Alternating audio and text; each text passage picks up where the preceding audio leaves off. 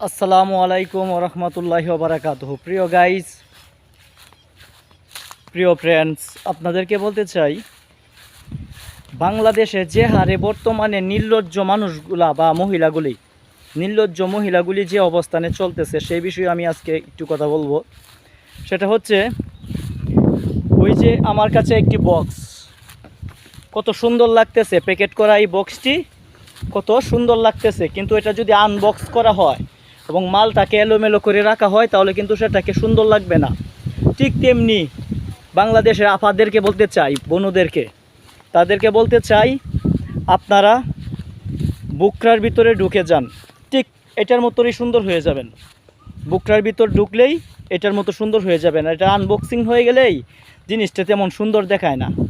অতএব বাংলাদেশের আপারা যারা আছেন, তারা দয়া করে আপনারা বক্সে ঢুকে যান, মানে বুকরার ভিতর ঢুকে যান, সঠিক বুকরায় ঢুকে যান। ছোটোখাটো বুকরায় ঢুকলে হবে না, সুন্দর বুকরা পরিধান করুন, পদ্মার মধ্যে চলাফেরা করুন। আপনার ভিতরে কী আছে সেটা দেখা যাবে না। এই বক্সের ভিতরে কী আছে সেটা দেখা যাচ্ছে না, ঠিক আপনার ভিতরেও কী আছে সেটা দেখা যাবে না। রাসূলুল্লাহ সাল্লাল্লাহু আলাইহি সাল্লামের তরিকা মোতাবেক চলাফেরা করুন, জান্নাত আপনার অবশ্যই চলে আসতে পারে যে কোনো একটি উসিলা করিয়া। আসসালামু আলাইকুম।